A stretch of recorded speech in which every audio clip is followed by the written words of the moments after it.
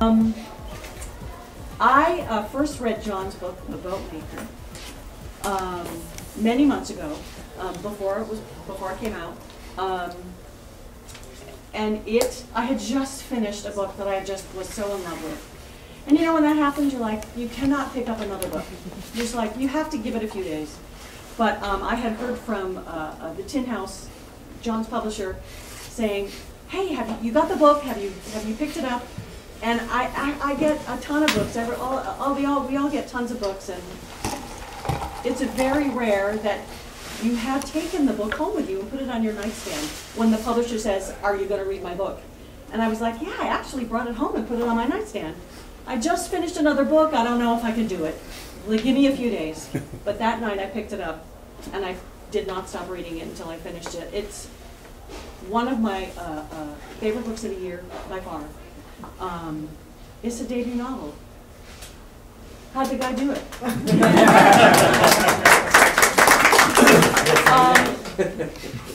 I know this is a hometown crowd, so I will not go on and on about John, but I could.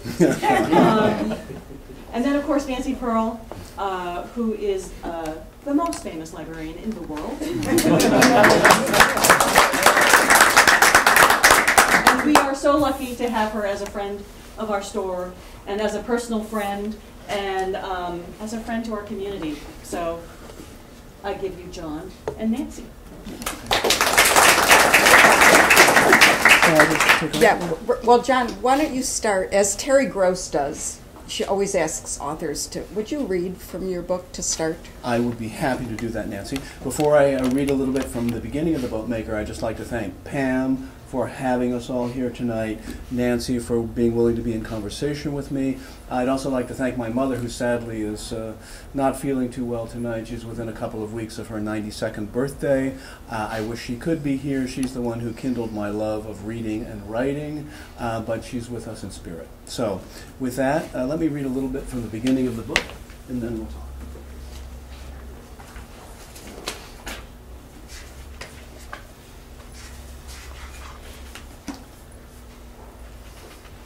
The man of Small Island is dreaming of a wolf.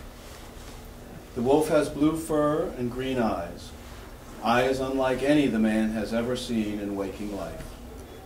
The boy, really, because in the dream he is a boy again, 8 years old, with skinny legs and short pants, just the age he was when his brother went into the sea and never came back. In his dream, the boy walks toward a big tree standing by itself in a clearing not far from the sea. On Small Island, nothing is very far from the sea. The tree is an oak, one of the tallest on the island. The wind blows hard on Small Island most of the year, and not many trees grow to be tall. Above the boy's head, oak leaves rustle in a light breeze. Everything else is quiet. No insects or birds are singing. It's high summer, the time of afternoon when the sun stands still and everything hushes, even the sea. The boy walks to the spot where his brother is buried. Awake, he has never come to this place. He refused to come to the funeral, a tiny gathering that included only his mother, a few of her relatives, and the pastor. His father stayed away, drunk for 3 days. His mother insisted on his brother being put into the earth here and not in the little cemetery, overgrown with stones, where all the other dead of Small Island are buried. He doesn't know why she wanted this. Many things are mysterious to him, and nothing is more mysterious than whatever was between his mother and his brother.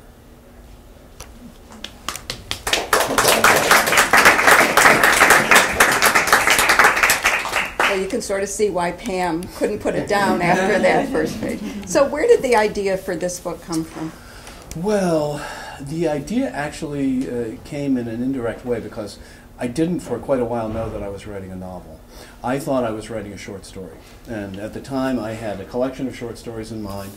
And along came a short story that was about a man who lived on a remote island and built a boat and sailed away from where he was born. And I wrote that story, and I was pleased with it because it seemed to be a little better than the ones that I had been writing. But I thought, well, I'm done with that, and I put it into this collection. And a little while later, along came another story that was about what happened to the man when he reached his first destination, which is called Big Island. And I wrote that story, and I put that in the collection, and I thought, well, now I'm really finished with this, right? But apparently the Boatmaker wasn't finished with me, because I began to get little bits and pieces. They weren't really short stories, they were just little bits and pieces of things that were happening farther along to the Boatmaker. And I had a whole pile of these little pieces of paper in addition to the first two stories. And ultimately, I put all of this together, and I guess maybe I'm a slow learner because I realized, well, this is really a book. Okay, it's a novel. There's a whole arc of story here, and that's when I sat down to write the first draft.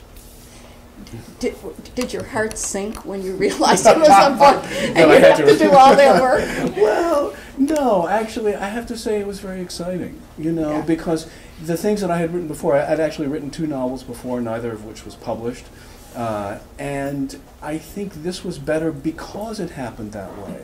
Because in the previous, attempts, I'd had an idea and I kind of followed it out. And by starting with the idea that you have a plan, I think in some ways the end result is more limited, more compressed. And so, in a way, it was daunting in a way, but it was also very exciting. So the Boatmaker carried the story for you, and you let him wander whither he will. Exactly. He kept basically kind of tapping me on the shoulder and saying, "Look, I'm not done with you yet." So you made some really, it seems to me, important decisions while you were in the writing of the novel, and one was to not make places specific or real. So what led to that? Well, I think that also grew out of the original short story. I think a lot of the tone of the book was already present in that first short story, because the place was called Small Island, which, it is a name. There are places called Small Island, but it's also sort of generic in a sense. And nothing else was named. There wasn't a kind of environment that was recognizable. Right. So I think that really grew, as much of the rest of the book did, out of that germ of the first short story. When you were thinking about the book, yeah, did you have in mind the bigger questions that the book raises, or did those just come out of who the builder was? The boatmaker. Okay, say boat builder. The Boatmaker was. Well, do you know what I mean? I do, but we may have different ideas about what the big questions are. So you go first. It's your book. Well, then I can lie and say, "Oh, those are my big questions too." No, I think it's creative for us to have different opinions, and mine is only one. I don't think, I definitely, as I said, the germ of it really was that initial short story. And I definitely didn't have the big, turned out to be the big overarching themes of the book in mind. I really didn't. As I said, I wasn't even aware that I was writing a novel. So the farthest thing from my mind was the idea that there are these big overarching themes that this character is ultimately going to encounter and embody and deal with. So no. Well, you didn't answer my question. What are the big overarching themes? Well, okay. There's a lot about there. Pam, Katie, and I were talking, and Eileen from the bookstore. We were having breakfast, and we were talking about the book. Yes. And Pam said something so interesting that made me just sort of think about all the novels that I've read, and the novels that are being written today. And what Pam said was that one of the problems for her with modern fiction is that there's no God in the books. And she doesn't mean like a deus ex machina, come in, and she doesn't mean that they're overtly Christian or whatever. But they're in these, you look at the bestseller list and there's nobody, there are darn few novels on that list that deal with anything other than my marriage is falling apart, which could be a big issue, but there are some larger, one would hope that literature could address some larger issues. Yes. Okay. So, I agree with Pam. I think religion is built into this. It's built into the story, and I think there are dimensions of this that are interesting to me. that I wasn't aware of when I started writing the book that I have a better sense of now that I've actually finished writing the book. I do think that one of the things that was there from the beginning with the character of the Boatmaker, that was built into him from the beginning, was the idea of becoming who you really are. And I think that may be one of the things that Pam is relating to, and that also has a religious dimension, because who you are could be defined in many different ways. But for some of us, it has a deeper dimension that has to do with perhaps an expanded version of oneself. And although the Boatmaker is a rather improbable person to have that kind of a destiny in the long run, I think there was something of that there from the very beginning. That there was something impelling him outward from a very small world. And he's a very complicated person, actually, although he's quite silent. And he's in some ways a damaged person, but there's this powerful urge to move outward and become something, a larger version of himself. And I think that does have a religious dimension, and I think that was there from the beginning, even though I wasn't very much aware of it. Mm-hmm.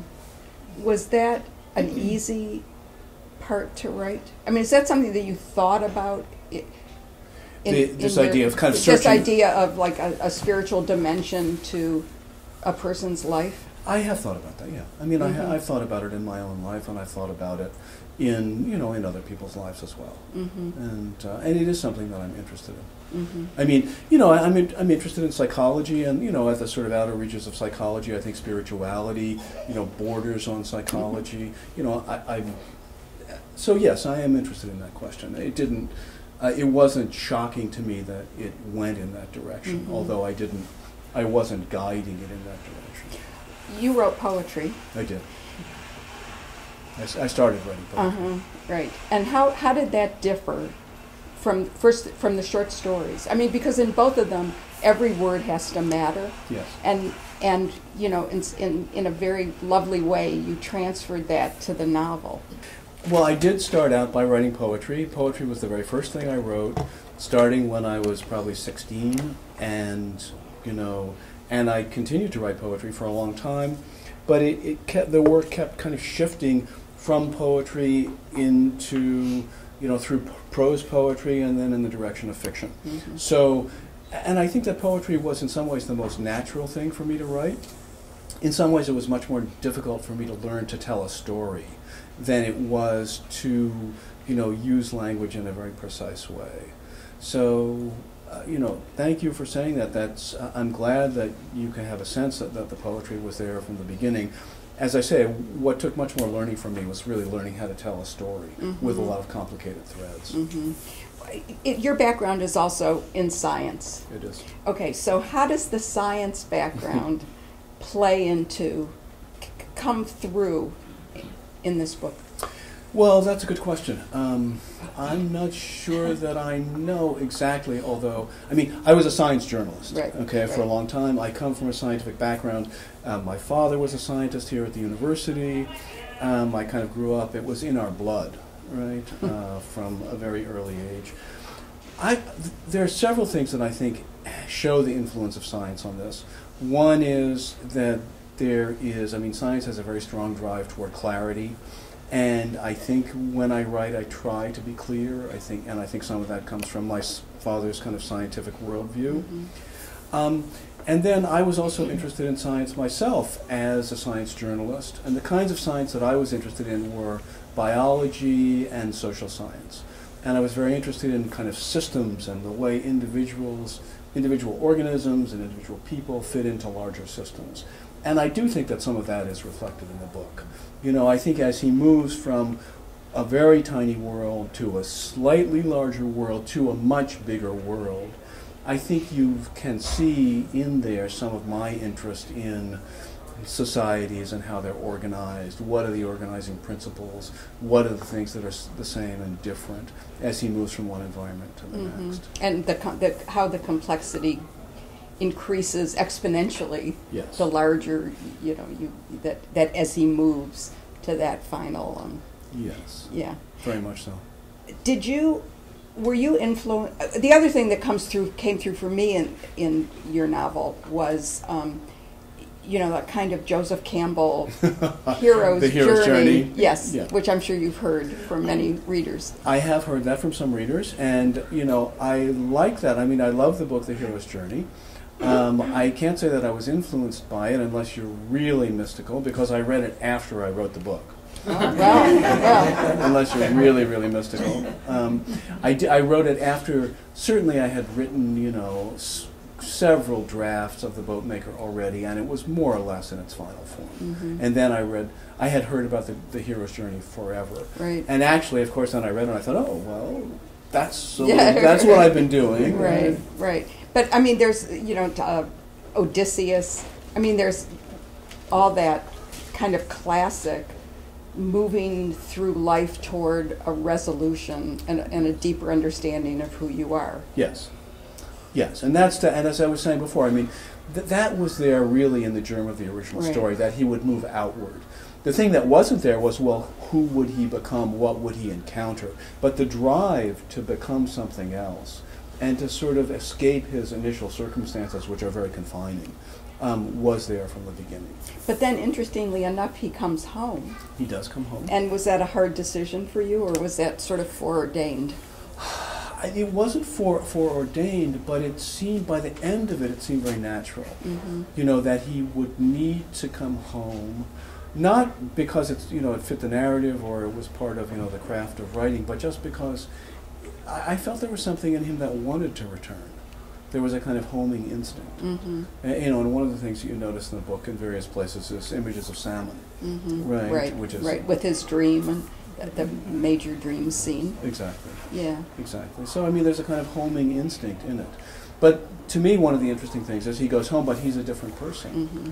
Right? He's quite different. He looks different. People have difficulty understanding who he is. Right. And also the whole thing about reclaiming the boat and the trials he has to go through for that. Yes. Yes. I mean, he's abandoned his boat. Right, and in order to get it back, he has to again pass through dangers. More trials. He has to pass through dangers. Right. Yeah. It's great. I mean, it's really interesting. So with these books, with your two earlier novels, yes, was the problem with them that the story wasn't told? I mean, what do you think? Why were they less good than this? Right.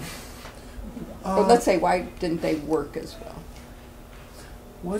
I think they didn't work as. I think for whatever reason, whether because of additional practice or because I've become, you know, different through experience, this book went to a slightly deeper level. Mm-hmm. And I think some of the things you're talking about reflect that it has resonances that are slightly deeper. Mm-hmm. I think the other ones stayed closer to the surface of life, and therefore they were thinner in a certain way. Mm-hmm. Maybe going back to not having God in them.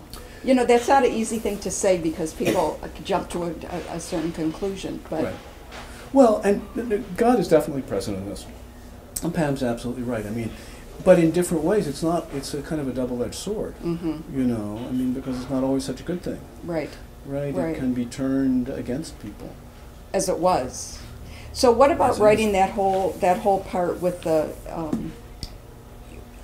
priest and the cult? I'm going to call it a cult. Fair enough. Okay. What about that? Well, you mean how did it come to be? How did it come to be, and that's overtly Christian. Yes, it is. So, although very heterodox. I mean, it's not Orthodox Christianity. Really? Okay. At all. I okay. mean, no, it's very. Well, okay. Yes, I agree. I think I see what you mean. Yeah, I mean, it's a very radical, very idiosyncratic interpretation of Christianity. Right. Which is why it's a cult. Yes, and a Christianity in service of a state, kind of. In sort of coupled to a political movement in a way that happens. I think that happens. I mean, again, I didn't have a clear roadmap for this book when I was starting out, so I certainly didn't have any idea of the cult when I began writing it. I think it kind of evolved because the Boatmaker still has this very powerful drive to find out who he is and also to belong to something larger than himself. And because of the circumstances, I don't want to give too much away because I know a lot of people haven't read the book, but because of the circumstances in which he finds himself, it seems very seductive, right? And it seems seductive, and he goes with it because he wants to belong. And he goes with it up to a certain point that's very crucial, and then, you know, he's faced with real deep choices. But I think that's why it evolved that way. I mean, it made so much sense reading it that he would be seduced by this cult because he was so damaged as a child and damaged in events that happened with people that he thought were his friends, and, you know, deep betrayals. Yes, very much so. I mean, he's a person who has very little experience of real human connection. Right, and he's looking for that, and that's also goes back to this urge of, you know, moving outward, looking for a larger version of himself. That larger version of himself, you know, we've talked about God, but that larger version of himself has to do with also connecting with some community, right? And that's why that option looks so very tantalizing to him, because he's at one of his very, very, you know, weak and broken points. It seems healing. Yeah, and then he discovers that it's not so healing. It's not. That there is a snake in the garden. In the garden. Yeah, definitely. Right, and he runs. He breaks away. He breaks away, and he discovers the Jewish community in this mysterious town. Not mysterious, but unnamed. Full of allusions to various other times and places. Yes. I love that you did that. Good. I'm glad. So he just, well, and it also, then it begins to sort of harken back to his own origins, right? It begins to harken back to his own origins, and then he begins to discover, you know, although he's not a very conscious analytical person ever, but it begins to stir things in him, and he begins to wonder about his own origins. And that there are all these questions that he needs to answer about himself. Exactly. And about his deep history. And his deep history. His deep history, you know. Right. So. And then he has to go home. But Thomas Wolfe said you can't go home again. Well, and Thomas Wolfe was right. I mean, when he goes home, he's not the same, and he doesn't go back to the same place because things have changed. Right. Right? Yes. And he can't fit in. And he doesn't go back with the idea of fitting in. Well, he goes back. I mean, part of the change in him isn't it that he has become self-aware and aware of his emotional strength, and the strength of capitalism. Yes, absolutely. And money, the power of money. And the power of money. Yes. And so he goes to this place intending to change it. He does. He goes back with an idea that he's brought from this much more sophisticated environment. And you're right, capitalism is definitely part of it. You know, he comes back and he's had experiences that expand his world and change his ideas about money. It's amazing that all of these ideas are in like 400 pages of a novel, and they all work. I mean, they all mesh. So who are your literary influences? Well, that's a good question and a difficult one in a way, because I think one of them, you know, the things that's distinctive about the book and sort of my appreciation of it is the tone, right? It has an unusual tone, I think. And for me, we were talking before about poetry. And one of the people that I loved when I was writing poetry and when I started out was Robert Creeley. And Robert Creeley is a wonderful American writer who's passed away, unfortunately. His writing's very chiseled, very spare, and every word is considered. And I think he's been a very important influence on me. And from him I learned other people, including William Carlos Williams. But then I think there's another whole set of influences on the book, particularly in the tone of this book, that come from movies, actually. And one of those is a movie called McCabe and Mrs. Miller by Altman. And the tone of McCabe and Mrs. Miller has always stayed with me. It's a place that's right up against nature. It's pretty brutal, but very lyrical at the same time. And that's been a big influence on me. But if I'm remembering right, that's all told through a haze of opium, right? Well, the one. I mean, I love McCabe. No, on the other hand, the Boatmakers really sees things through a haze of alcohol. Yeah, so, right. But there's something about the tone of that movie really influenced me. And what about contemporary? Who do you read? That's a good question. I have to confess I don't read a huge amount of contemporary fiction because there's so many things that I feel I need to read and ought to read that I haven't read yet. And I also tend to go back and reread things. For example, Conrad is a writer whom I love very much.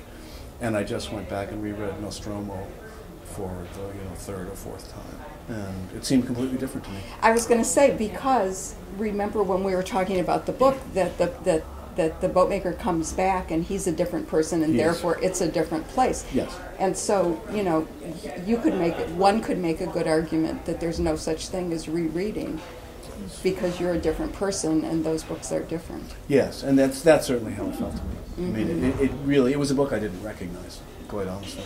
And I had read it, and I thought, I love this book. And it was a book I didn't recognize. Do you read nonfiction? I do read a fair amount of nonfiction. Lately I've been reading a fair amount of history, of American history and European history. And over the years I've also read a fair amount of psychology and, spirituality and so on. Are you working on another novel? Not really. I don't. It's not clear to me exactly where I'm going to go from here. To Portland, I understand. Tomorrow I'm going to Portland. Yeah, right. And then after that, I think I have a feeling there's another novel coming, but I have a feeling that I'll be surprised by it the way I was by the Boatmaker. That there'll be a lot of little bits and pieces of paper. And then all of a sudden I'll sort of look at this pile and say, well, that looks like a story. Wow. Well, thank you very much for allowing me to have this conversation with you. Now let's see if people have questions for you. Please, by all means. Yes? So how long did all of this take? A mere 7 years. But who's counting? I would say it took the writing of the book, as I was telling Nancy, I mean, the writing at the beginning was not really the kind of, focused, consecutive writing of a novel. It was these bits and pieces. Once I had those, then I sat down to write a first draft, and I probably wrote 7 drafts before it was actually acquired by a publisher. And then that probably took 6 years. And then the editing of it took another year, roughly. So about 7 years. Pam. So this is a question I never asked you. When the publisher acquired it and they edited it, yes, did they edit out stuff that you really wanted in? There was one thing that I can't say I regret it, but I mean, there was one section that my editor, who's a wonderful woman named Meg Story, felt was a digression that took us away from the main line of the Boatmaker's journey. And so it was cut. It's on the cutting room floor. What about the title? Was it always in your mind going to be The Boatmaker? No, there were some other names for it. But The Boatmaker, by the time I sent it to the publisher, it was called The Boatmaker. And that never varied because fortunately they liked the title. So. Is that your niece? Are you Marcella's granddaughter? Are you Josh's daughter? This audience is peppered with ringers. You know it is. Can I just say, your grandmother told me that she would tell you that that you need to get up every morning and make your bed. When you were like 6 or 7, I told you the spirit of my mother was here. I'm sorry to interrupt. No, it's quite all right. There are three of my brothers are here. All 3 of them. All. In my family, you can't say anything without being corrected. So. But we're used to that by now. Okay. Next. As you said, there's kind of like you had short stories that you're going along, did you ever have any of those critiqued by like a peers or whatever? The stories? Yeah, the individual little short stories along the way. Did you ever submit those to anybody? Yes, I did, because when I wrote the first story, which was about what happened on Small Island, I was actually taking a writing workshop. And I've had very, very little formal training in writing, and really very little academic education in literature. But I had decided, you know, to take some writing workshops. And I was taking a writing workshop at the New School. So they critiqued, I think they read 3 stories. And the thing that was very gratifying to me and useful, aside from the fact that it was a nice experience to be with writers, to read their work and have them read my work, was I had felt that that short story, which was about Small Island, was better than what I had been writing. And they agreed. The class agreed and the teacher agreed. And so it's wonderful to feel something deeply yourself. It's also nice to have it validated by a group of people who are also writing. I was intrigued by your love of Robert Creeley, and you mentioned William Carlos Williams, who was my favorite. But did you read any of their fiction? I did. I've read, Creeley wrote a novel called The Island, which I've read. And Williams wrote at least he wrote stories called the Doctor Stories, but he wrote 3 novels about his wife's family, which are called The White Mule, The Build-Up, and In the Money, all of which were things I loved. And I think in a way, Williams planted the seed of the idea that, you know, a poet could also be a fiction writer. And I'd like to, he also wrote, I mean, in a way, I was kind of retraversing his course, because I wrote poetry, I wrote prose poetry, and fiction as well. So you weren't a doctor? I was not a doctor. My brother's a doctor, though. He's But he was, but yeah, I like his prose very, very much. I think he's a wonderful writer. So you said the bigger questions or the themes kind of arose organically? Yes. At what point did you go, oh, this is what I'm writing about? And did you, one sec, and did you ever have a moment where you're like, where you had what you thought was a theme and it dissolved into something else? Well, to take the second question first, I don't think there were any themes that went away in the course of writing the novel. And as for when they emerged, I would say kind of by the end, you know, I was talking about that process by which I wrote it, starting with a bunch of little pieces of paper and then sitting down to write a first draft. I think in the course of writing that first draft, I started to realize what some of the overarching concerns were. And by the time I had written one complete draft, when I went back to revise, it was with those things in mind. It was, I have to, you know, I have some sense of what the themes are. Maybe they have to be introduced a little earlier or a little later. But by that time, I had an idea of what the themes were. Thanks. They have to, in a sense, I think they have to, for a successful book to come out of it, they have to arise organically, because otherwise you're sort of dealing with, you know, sort of Stalinist social realism stuff like that. You know, that this is in the service of this belief, and right, it seems, you know, mechanical. Yeah, and I think that's one of the flaws in a lot of contemporary fiction is that the authors start with something they want to prove, and then right up to that, rather than having that grow from the characters.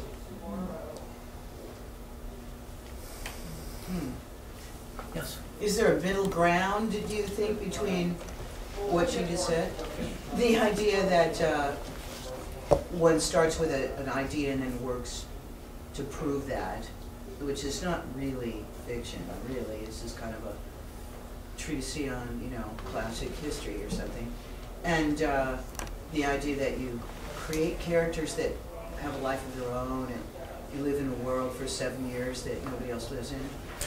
I'm sure there are. There is a middle ground. I'm not sure it exists for me, you know, because this is the way it turned out I was writing. You know, how did you find the leisure time to do that? Well, practical questions are important for writers. So I had a career as a science journalist for a long time, and that was very preoccupying and very time-consuming. And I was writing the whole time, right? But I didn't really have enough time to make it the focus of what I was doing. So at a certain point, I decided that it was now or never. And so I quit my job, and that was about 12 years ago. And I set up a consulting company in the field of science publishing, which is where I had been working for a long time. And so for the last 12 years, I've been doing both. I've been running my consulting business and writing, and that's given me a great deal more time and flexibility to really focus on the writing. So I had to make a kind of leap into the unknown. Does the Boatmaker? How much of you is in the Boatmaker? I mean, let's cut to the chase. Like, we've been really nice about this, but John, take off the kid take gloves. off the kid Okay, gloves. baby. Let's do it. Told you the spirit of my mother was here. Okay. Well, I mean, 49%. How much of me is in the Boatmaker? Clearly, my experiences are woven into the Boatmaker, but it's not an autobiographical novel. No. I wasn't. In no way was I implying that. It's not autobiographical, but certainly, there is a lot of me in the Boatmaker. Did you recognize him? I mean, when he appeared. Yeah. In that early short story about Small Island, did you say, this is somebody that I'd like to know more about? I mean, maybe not consciously. I can't imagine somebody would say that consciously. Right.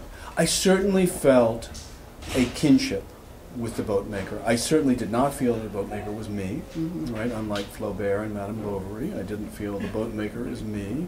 I did feel... Boatmaker, wow. Exactly. I did not feel that way, but I was interested. I was really interested. Right. And I was kind of mesmerized. It's an important word. I was fascinated by him. I did want to know more. He felt compelling to me. And as I said, I think kinship is the best word. Like as if he were not me, but a relative. Somebody that I was related to. Will the brothers stay? That's not it.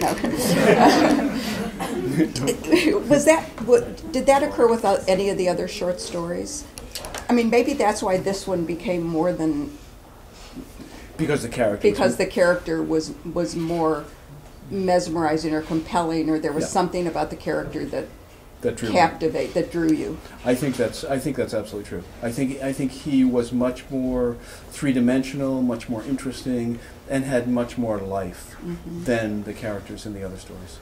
So you always hear writers say, you frequently hear writers say, this character, I just sort of sat back and this character told me what to do and all of that. Like, can you burst that bubble? That didn't really happen. Well, it did happen a lot because I really did. I mean, really, because as I said, I thought I was done with this. I wasn't sitting down and thinking, well, how do I, spin these two stories into a novel? I thought, I'm really glad I got these two stories out of this guy, and thank you very much, goodbye, right? And then I would have these kind of images, and they weren't stories, they were just moments. Right. And I would think, I didn't know that, right? Right, but but that's, I totally get that. I totally accept that happens. Yeah, that these, because I think that's why, the Boatmaker sticks in readers' minds for the same reason. Right. But I don't know. But he didn't determine. Well, let's change that. I can't. This is too. But it wasn't like automatic writing. You weren't like, this right. guy is narrating this tale. I have to get it all down before I can't hear it anymore. Right. That wasn't it, was it? Thank you, Pam. No, it wasn't like automatic writing. I wasn't in a trance, but I was, But there would be these moments, and I would see the Boatmaker in some other setting, right? And I would have these moments. That's why I was talking about all the little pieces of paper, because each of those little pieces of paper was a moment that I had seen. And that was pretty. I wouldn't call it automatic writing, but it was pretty involuntary. It would happen, Yeah, while you were walking down the street or something. Yeah, Absolutely. Exactly, Right. without Right. thinking about it at all. Right. And once I had enough of those, then of course, you know, you begin to engage your writerly sensibility and think, well, how does this story going to fit together? Right. Was there, oh, sorry, you go. Well, I was just going to say, Teresa. were the little pieces of papers actual scenes that you wrote, or were they like something to just remind you that you saw this happen? And then if they were scenes, Yeah. did you actually use the language that you wrote on the little pieces of paper, or how'd you use them? They were scenes, okay? They were moments. You know, I would see the Boatmakers in a setting, right, with something happening. And so usually it would be, you know, a couple of paragraphs. That was actually a scene, okay? Then, and I would just basically transcribe it, right, as I saw it. When I came to assemble all those into a coherent story, the language changed because there were things before and after it that hadn't been there before. So it had to be fitted into a kind of a longer arc. But the actual content of the scene usually stayed the same. You know, it was like all these little dots, and I was connecting the dots. What was the hardest part of writing the book for you? What's the hardest part?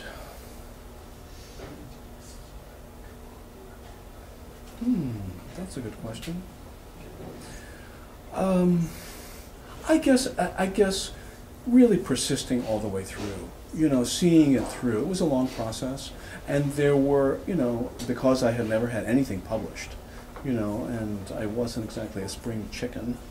You know, there were moments when I was, you know, when I was, you know, discouraged and frustrated, and I wasn't sure that it would ever come to fruition, and I wasn't sure that it was ever very good. And I think the hardest part of it was just persisting and saying, well, even if I feel that way today, there really is something in this. I've been feeling this way about it for quite a good long time now, and these feelings will pass, and I'll be connected with it again. I think that was the hardest part. Did you feel you were writing the book for yourself?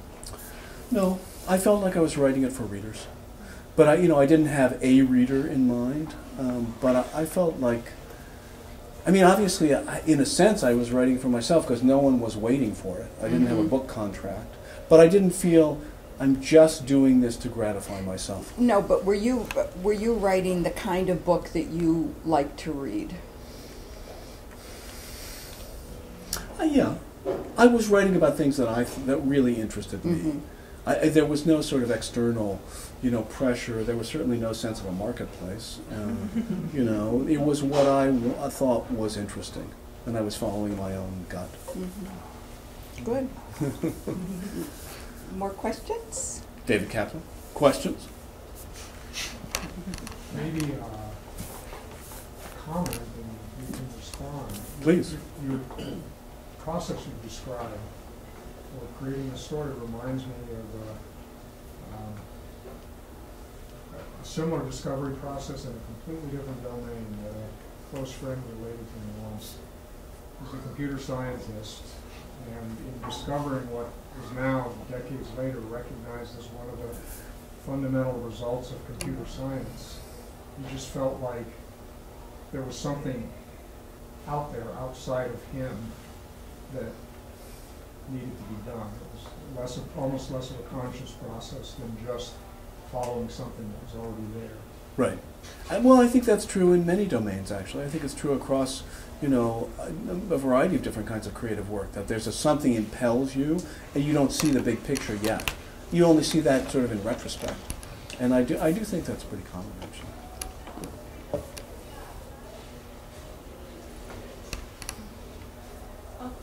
Anybody else? Were you sorry to let the character go? Good question. Yeah, it was sad to finish it. It was sad, and there's, I mean, it's interesting because there's also sadness at the end of the book. I won't talk about what it is because, as I say, people haven't read it, but there's kind of a sadness at the end of the book in the story, and there's a sadness in letting it go. You know, when you live with something for 7 years, and of course the fact that it was, and you know, I finished it before I knew that it was going to be published, so that was kind of a sadness. And of course, the idea that it was going to be published made up for a lot of that.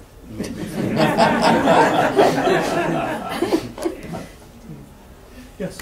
I was just wondering, like, are you, like, to follow up on that, about the closure of the book, of the Boatmaker, do you still think about the Boatmaker? For me, like, at the end of the book, it was on such a, both the Boatmaker and Small Island were on such a profound threshold that You were wondering. I'm still wondering. Yeah, which I love. I love that. I mean, it's just. Yeah, I'm glad. That's great. I mean, to me, that's great. And in a way, you know, as people, I hope you all read it, you'll see there's a kind of open-ended quality in a way about the ending. And but it's great that you're still thinking about it, and it hasn't entirely left me either. You know, so, but I don't know what that means. A sequel. As I say, you know, we'll see. We'll see. Who knows? Yes. My name is Christy, and Hi. I'm the caregiver for Marcella. And as Marcella would say, we've been together for about 2.5 years. Yes. And so since she's had your novel and been reading it, she goes on and on about how proud she is. Can you believe this? And she gets tears in her eyes, and it's so wonderful. And I'm here because I want to get a stronger sense of her history, and I'm hearing that through your sharing. And Sure. It's wonderful, and I'm very grateful to be here. And I'm so grateful to be with my mother. She's Well, I'm very glad you're here, and we're grateful to you for taking such good care of her, which she really needs right now. And so, and reading and writing, I'm glad that she's proud of it. I mean, reading and writing have been my mother's life, really, as they have been Nancy's and Pam's. But that has been, I think that's the core of my mother's identity, is reading and writing. So. and we read together. That's wonderful. Thank you. And I read to her too. I read to her from the beginning of the book, because I wanted her to have that experience. Thank you, John. Thank you, Nancy.